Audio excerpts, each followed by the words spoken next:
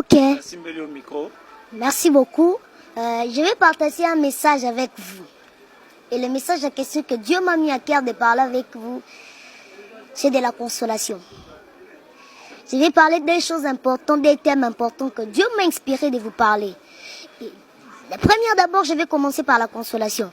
Ne vous inquiétez pas, la Bible déclare ceci dans les livres de Marc. La Bible déclare qu'il y avait une femme de perte de sang.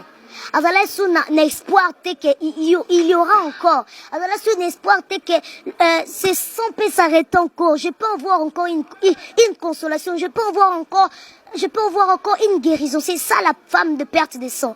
Lisez la Bible bien, vous allez voir la femme de perte de sang. Il allait contacter les docteurs.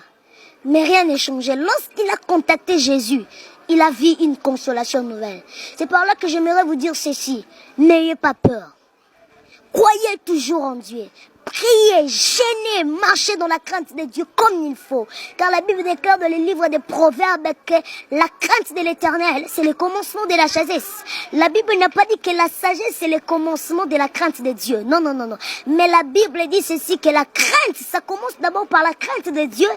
Et c'est par là que tu vas recevoir la sagesse. C'est un peu ça. Ayons confiance à Dieu. Ayons confiance à Dieu, car c'est le temps où Dieu doit manifester sa gloire.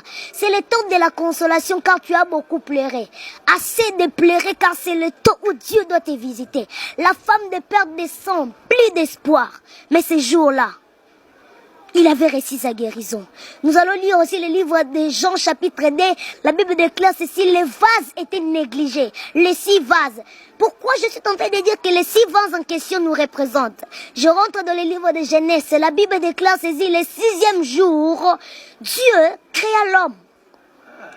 Les 6 vases étaient dehors. Il ne croyait plus qu'il y aura des espoirs que je peux entrer encore dans la fête. Mais Dieu, Jésus a fait de manière qu'il utilise seulement les 6 vases qui étaient dehors. Prenons l'exemple de Mephibosheth. Mephibosheth, plus d'espoir, boité. Il ne pouvait plus croire que je veux manger dans la table du roi. Mais la Bible déclare à un moment donné, Dieu a rappelé à David qu'il y a un Mephibosheth que tu dois manger avec lui. C'est-à-dire que c'est le temps de la consolation, mon frère. Toi qui me suis, tu as des problèmes, appelle-nous dans le numéro qui est affiché. On va prier pour toi. Car c'est le temps où Dieu doit consoler ta vie. Alléluia. Mais Mephibosheth est dehors. Il ne pouvait plus croire qu'il y aura encore des espoirs. Car la loi disait ceci, quelqu'un qui est aveugle, qui ne marche pas, il doit être là-bas dehors. Il ne peut pas manger avec le roi. Il ne peut pas entrer dans la fête du roi. Mais la Bible déclare ces jours-là, il a mangé avec David. David, le roi, il a mangé avec lui. Le temps de la consolation est venu. Il ne faut plus avoir peur. Et le deuxième thème que j'aimerais parler avec vous, c'est la prière. C'est ça. Lorsque tu es dans la consolation, il faut avoir 2 choses importantes. La vie des prières. 1 Thessaloniciens chapitre 5 verset 17. La Bible déclare ceci, prier sans cesse. C'est ça. Et la Bible nous présente encore quelque chose que nous pouvons marcher avec eux, c'est la foi. La foi est une ferme assurance de choses qu'on espère, mais une démonstration d'une chose qu'on ne voit même pas.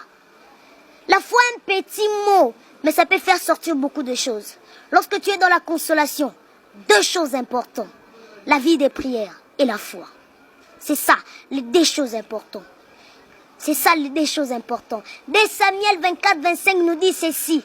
Pour être aussi dans la consolation, pour marcher très bien dans la consolation, il faut avoir la vie des sacrifices.